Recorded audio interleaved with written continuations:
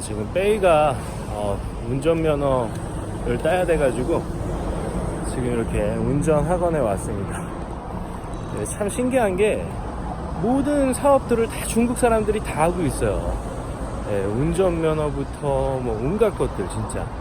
네, 그래서 작은 중국이 있는 것 같습니다. 한국에도. 네, 미국에도 한인타운이 있고 또 뭐 차이나타운도 있듯이 그런 것 같아요. 결국에 자기네 사람들이 편한 거죠.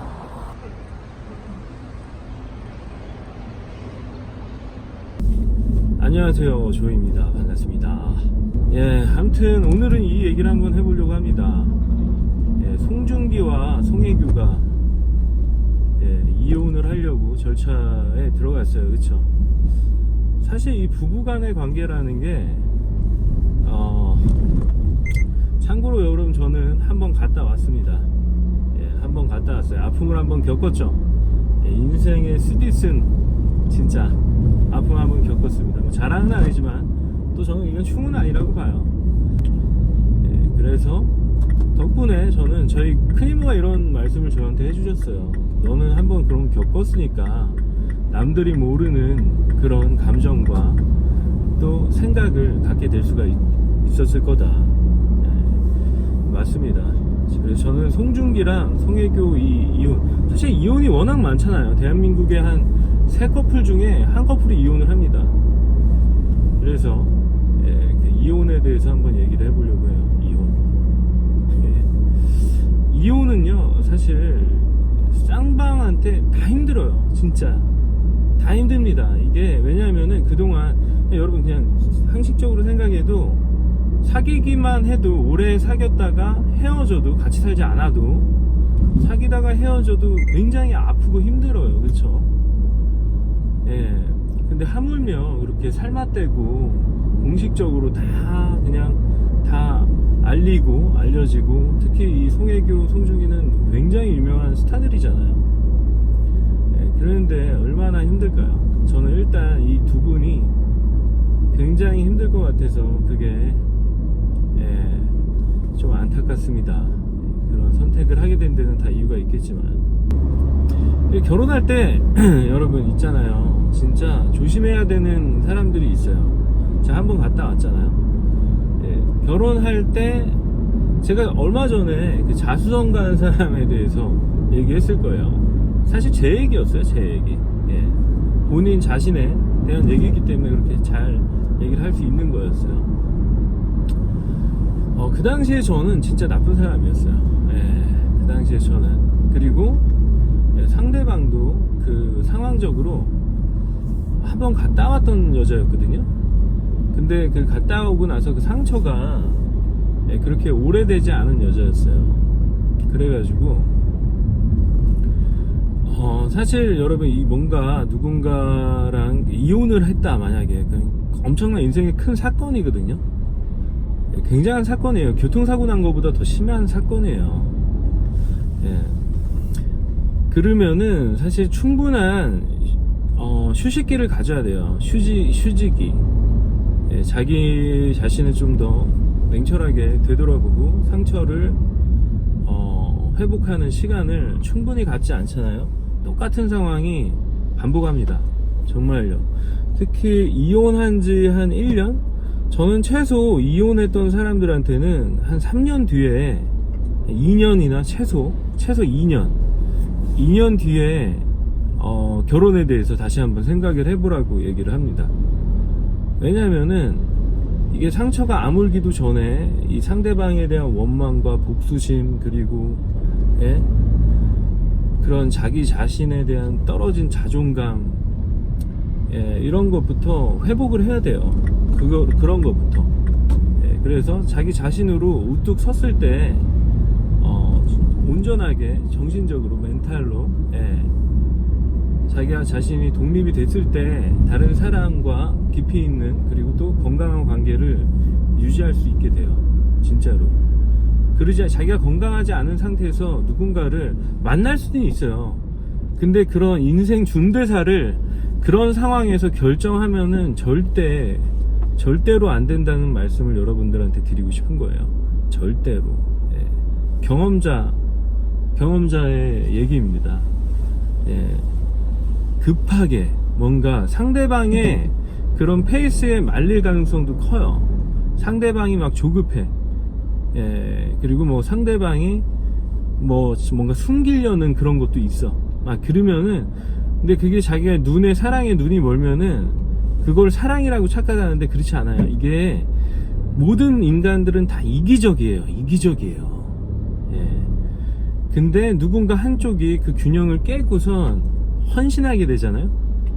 헌신이라는 거는 인생에서 진짜 좋지 않은 거예요.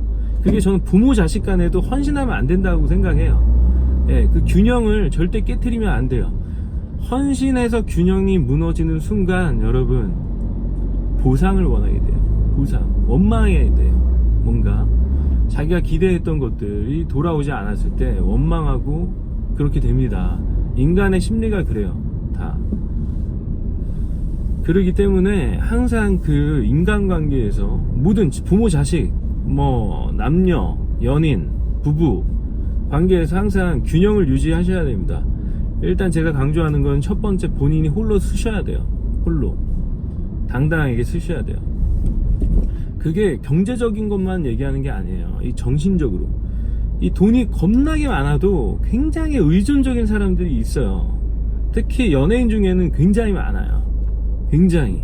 왜냐면 이 친구들은 너무 어렸을 때부터 사회생활을 하면서 굉장히 강해졌을 것 같죠. 근데 그만큼 약해지기도 합니다. 예. 근데 그걸 내색을 못할 뿐이에요. 왜냐면 그렇게 학습됐거든요. 그렇게 트레이닝이 된 거예요. 그래서 문제가 그런 거 있잖아요. 예, 구하라. 정말 세상 부러울 것 없을 것 같은 여자잖아요. 예, 재테크도 잘하고. 그런데 자살 소동이 있었어요. 그런 거예요. 인생은 다 그런 거예요. 사실 경제적인 물질적인 것보다 더 중요한 거는 멘탈로 똑바로 서야 돼요. 똑바로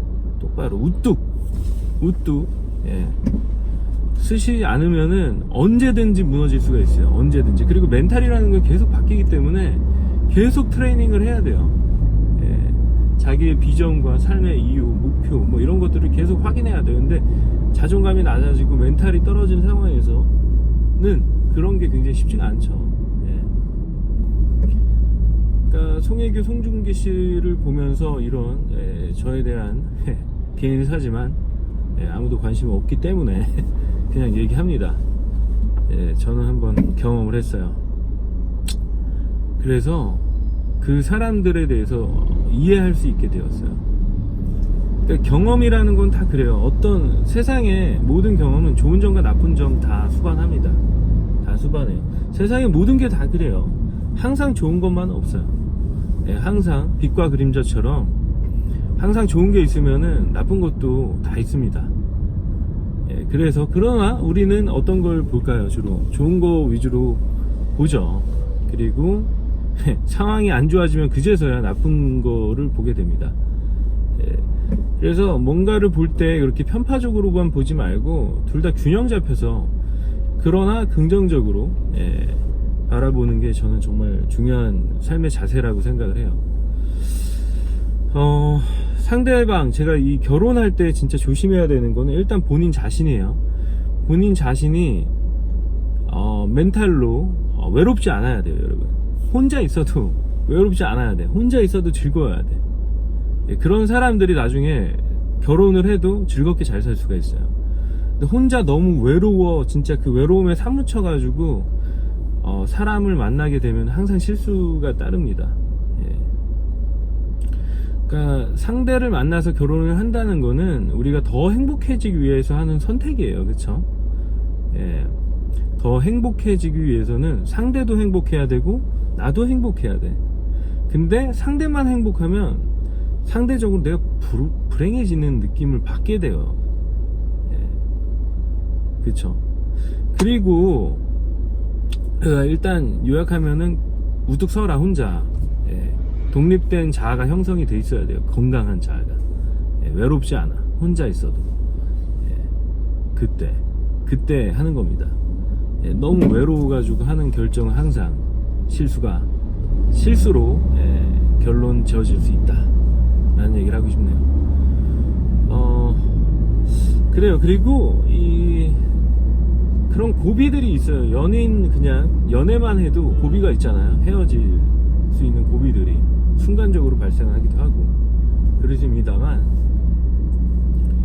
이런 것들을 선택할 때 있어서 그 고비들을 잘 겪어내셔야 돼요.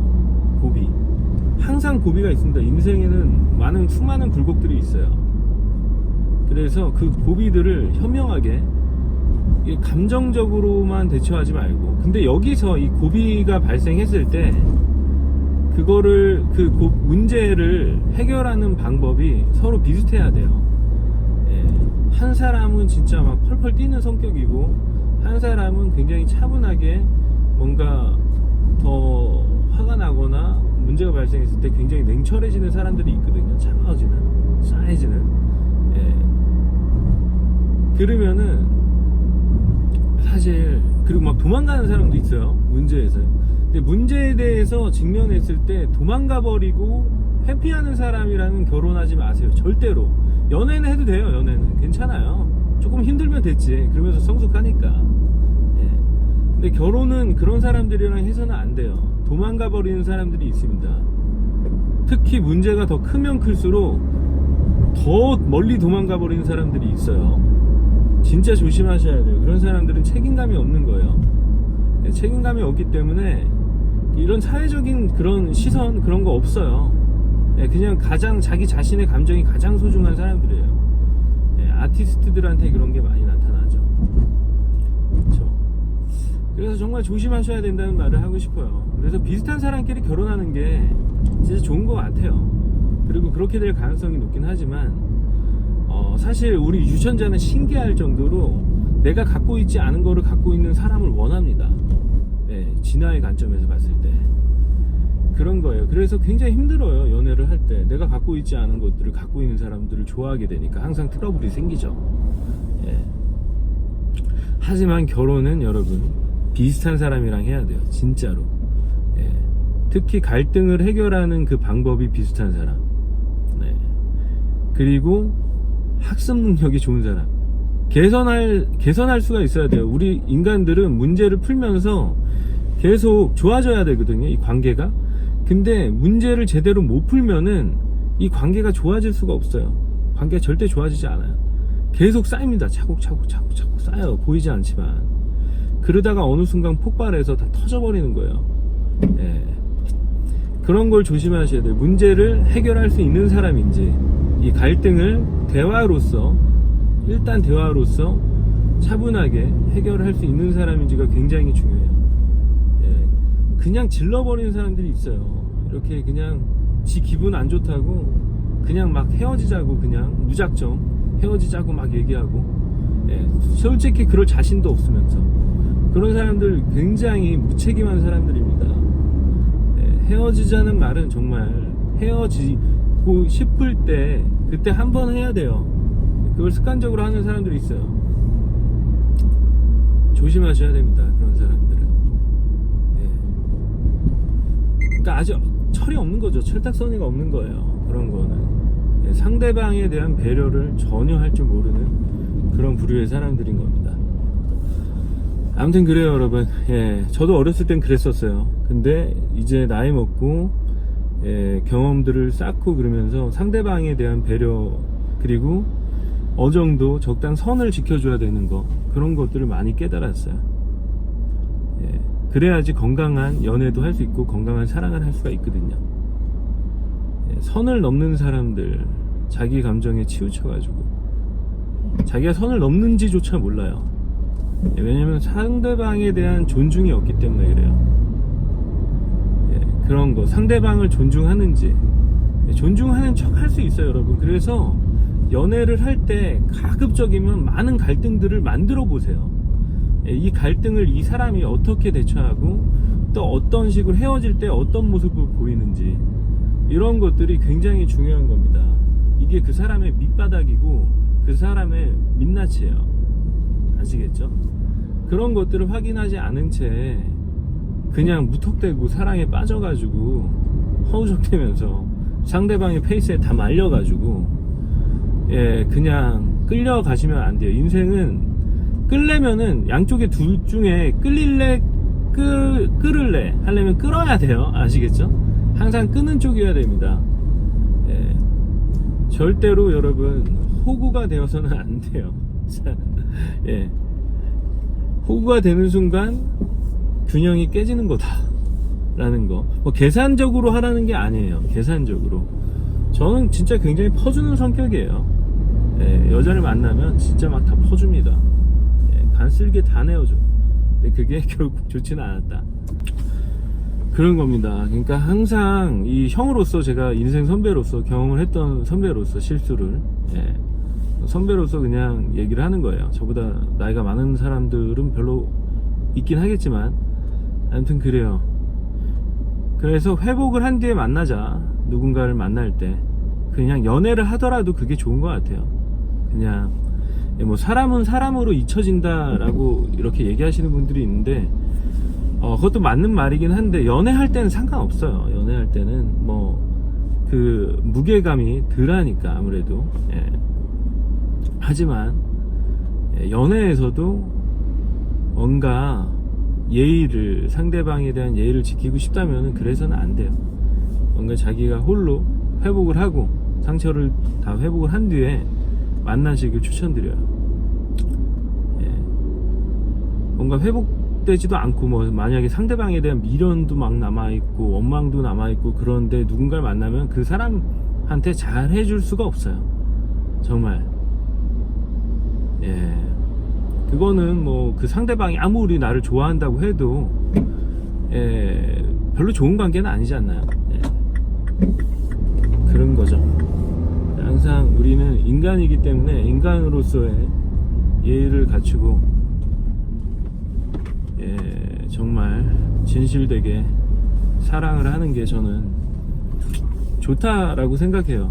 자기한테도 좋고, 상대한테도 좋고. 뭐 어렸을 때야 뭔가 그런 들끓는 호르몬의 힘으로 인해서 뭔가 이렇게 할 수는 있지만, 뭐 그게 뭐 아주 나쁜 건 아니지만 많은 이성들을 만나보는 걸 저는 권장하거든요. 하지만 나중에 이제 뭔가 좀 더 진중한 선택을 내려야 될 때, 무게감 있는 결정을 내려야 할 때는 진짜 너무 감정적으로 생각하면, 결정하면 절대 안 된다. 감정적으로 결정할 수밖에 없겠지만 진짜 조심하자 라는 말을 하고 싶네요. 그래요. 그러면은 저는 다음 영상에서 뵐게요. 은행에 도착했습니다.